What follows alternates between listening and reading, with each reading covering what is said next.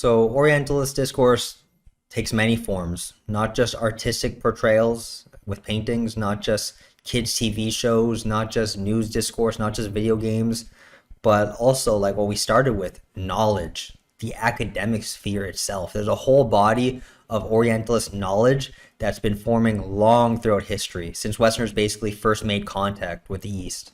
The West has been building up this body of knowledge about the East that constructs a certain biased representation of the East and its inhabitants. And just the sheer neutrality and authority and legitimacy that these authors and texts and discourse lend to their biased and racist ideas in order to substantiate them. It gives their academic work the privileged status of truth in Western and even consequently in Eastern society, as they are made to accept it and recognize it as the truth. And each layer of biased knowledge refers back to and builds upon the previous generation's authors and texts to lend credibility to their own skewed knowledge. So for example, the book at the top of the slide, Races of Men by Robert Knox, MD, was written in the 1800s, and it was about classifying the different races according to various metrics and forming a hierarchy between people across various cultures and races. As if there's some sort of natural biological hierarchy that Robert Knox discovered between the different races, as if white people or Asian people or African people are on a certain ladder in terms of who's biologically and thus naturally superior to the others. So this was a scientific study that claimed these racist ideas to constitute true scientific knowledge. And this was published in 1850. So you may think, okay, that was a long time ago. People just thought differently back then. But then the book underneath, Race, Evolution, and Behavior by J. Philippe Rushton, is from the 1980s. So just a few decades ago. And this guy, he was a professor of psychology at my alma mater at Western University. He was even teaching there while I was a student there not that long ago. And he was very controversial, but that still doesn't change the fact that he had a tenured position as a legitimated knowledge producer at a respectable, globally recognized university. And he still had the same backwards and antiquated ideas that the writer of the first book, Robert Knox, had almost 2 centuries beforehand. And J. Philippe Rushton's research included measuring the skull sizes and genital sizes of people from different races and generating an average size for each race, and then comparing the differences between these average sizes as a way to explain the nature and behavior of each of these races. So he determined that the Anglo-Saxon skulls, the white people skulls, and Asian skulls were slightly bigger on average than African and South American skulls. And from this data, he came to the racist conclusion, which I believe was a bias he already had and just wanted to prove it through his research findings, that white and Asian people have bigger brains and bigger skulls and higher intellectual capacities and were overall smarter and more naturally built for thinking compared to African and South American people, whose measured genital size indicated to him that they're built less for thinking and more for physical labor or athletics. So these are extremely racist ideas that he tried to give a biological justification for and legitimize these racist ideas by subjecting them to an objective scientific study. There were several faculty members in my department of political science, as well as probably many professors and students throughout the university, who actively protested him having a position there because they're people of color. The same people that this guy is saying and writing are naturally inferior to him and aren't suited for thinking compared to his superior Anglo-Saxon skull. And like I said, this wasn't that long ago. I was a student while he was teaching there. I could have taken one of his courses as an undergrad student and learned his ideas and taken them as the truth because he's an established, tenured academic. So these ideas aren't just contained within a specific period of time belonging to the past. They've continued to be built upon by subsequent generations of knowledge production. And I'm sure this book, written by and published by Rushton in the 1980s, referenced back and pointed back to the previous book by Robert Knox in order to justify itself as the basis for its own racist ideas that are concealed under notions of scientific objectivity.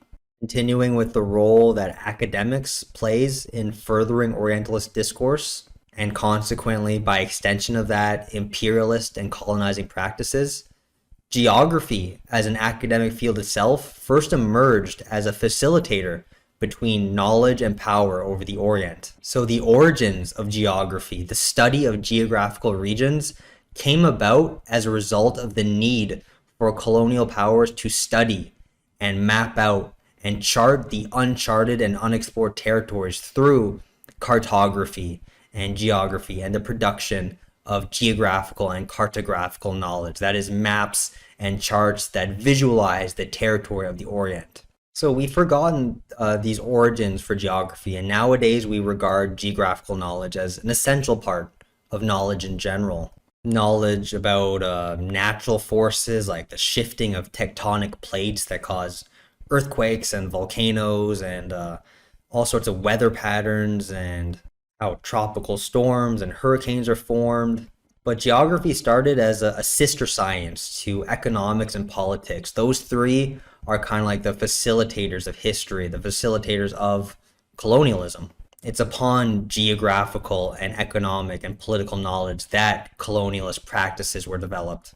Geography was essentially the underpinning for knowledge about the Orient, knowledge created, produced to represent the Orient. All the characteristics that we associate with the Orient are rooted in its geography, and the appetite that explorers and geographers had to chart out and to uncover this whole, again, mysterious geographical riddle to be solved in terms of the East and the Orient. So there were lots of ideas of manifest destiny here, that it was just the Westerners' destiny to explore and study and know and understand the territories of the East. And a lot of those geographical reports and studies completely disregarded the inhabitants who were native to those territories. It just looked at the territories as these open spaces for the taking.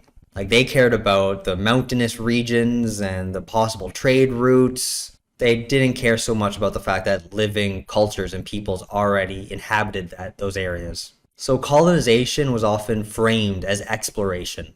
Even in Canada, growing up, I would see those great Canadian heritage moment commercials, and a lot of the quote unquote founders of Canadian territory were Western explorers, a bunch of French guys and British guys who were just genuinely curious and exploring the territory. And in those commercials, you see them riding a kayak through a river, or shaking hands and talking with an indigenous person, but it covers up the fact that they were there for a reason. They were there to chart out the territory, to then report back home, to then go back to France and Britain and say, okay, this is what the territory looks like. This is how we can dominate it. So geography as an academic discipline was initially developed as an excuse for people to go over to the Orient or any uncolonized areas of the world and study them and map out their whole territory. Like, what do you think those maps were used for? Do you think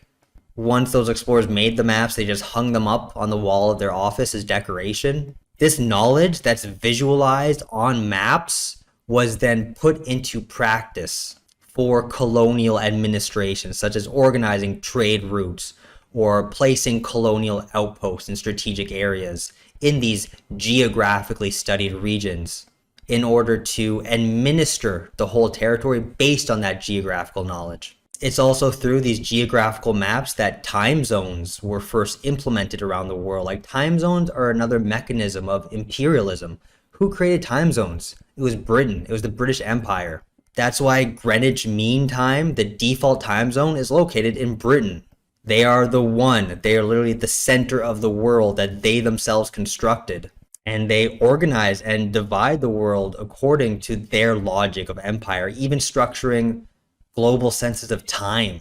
So they're not just imperializing space, they're imperializing time. They're expanding into our shared collective senses of time. So scientific geography soon gave way to commercial geography, producing geographical knowledge that was to be channeled into support for colonial acquisition. And from such geographical theses came this commonly held view of the Orient as a geographical space to be cultivated and harvested. It really demonstrates the banality of evil. Like, you think evil, you think of a villain in a movie who's clearly ill-intentioned, but evil in real historical manifestations doesn't take such an obvious overt form. It takes a banal form. It takes a seemingly innocuous and trivial form, such as maps and just lines on a map. Like, whoa, they're just lines that are drawn on a piece of paper, but those lines represent the painful scars that run deep through colonized territories. In order to first exert control over a territory, you first have to study it and understand it. And geography was used as the scholarly justification for charting out the vast territory outside of Europe, exposing the formerly uncharted territory to a regime of visibility and bringing it under the scope of Western knowledge to be used for the exercise of geopolitical colonial power over the Orient. So often before bank robbers try to rob a bank, they spend time casing the joint. They study the site and the building and the location and build a profile on it. They draw maps of the physical layout of the bank and its structures and where and when the employees come in and out of the vault. They learn and study everything they can about the bank for a long time before they finally stage the robbery. That's the role that the academic field of geography once served in the 17th and 18th century. It was about casing the joint. It was literally about understanding the East geographically in order to then exploit it colonially and administer Western power over the area politically and economically and militarily. So the seemingly innocuous academic field of geography does have some dark origins and early years that we do need to take into account for the role that these centuries worth of geographical knowledge production played in facilitating colonialist expansion. I've been talking a lot about the East and the West, but what are the East and Wests? Isn't it kind of arbitrary to choose to divide the globe in this specific way instead of other possible ways of conceptualizing the world's regions? What if you spin the globe 180 degrees or turn the map upside down? Then isn't the East suddenly in the West and the West in the East? Like, it seems whoever split it down the middle like that made an arbitrary decision, a distinction at some point in history to split up the globe in that specific way. There's nothing natural about thinking of the world in terms of West versus East. It's just a human-made decision made by people and institutions in history, in the academic fields such as geography, as well as the practical fields such as trade and exploration. And that eventually settled into this discourses produced binary opposition between the East and the West, between the Orient and the Occident, between the first world and the third world. Like, why are we referring to developing countries as the third world? That automatically sets up a hierarchy of first place, second place, third place. Like, you're literally setting up a hierarchy of regions in the world. It's carving up the world according to an unequal basis that advantages one side by default. So our way of conceptualizing these regions of the world into an East-West binary is purely a socially constructed fabrication of our human imagination. We could have split up and organized the globe in any number of different ways. Like, instead of a vertical line that cuts across East versus West, why not have alternatively split it according to a horizontal line? So now it's North versus South as opposed to East versus West. So in that case, Canada and the US would be others from each other. But that doesn't work for the West's purpose. The West doesn't want to divide itself. It wants to divide and conquer other territories. So they deliberately shape discourse around that binary opposition of the East and the West, just like the male and female and mind and body. All the positive associations are linked to the West.